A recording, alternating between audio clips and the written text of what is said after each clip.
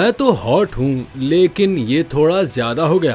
King Khan ने मद्दाहों को दिलचस्प अंदाज में अपना अहवाल बता दिया।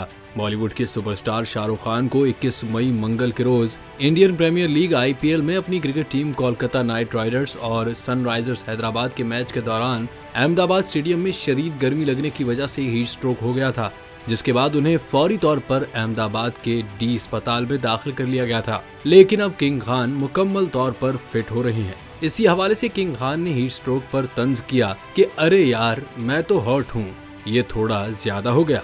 मद्दाह शाहरुख खान के तबसरे से मुत्तफिक तो हुए, लेकिन साथ ही उन्होंने सोशल मीडिया के जरिए किंग खान को आराम करने का मशवरा भी दिया।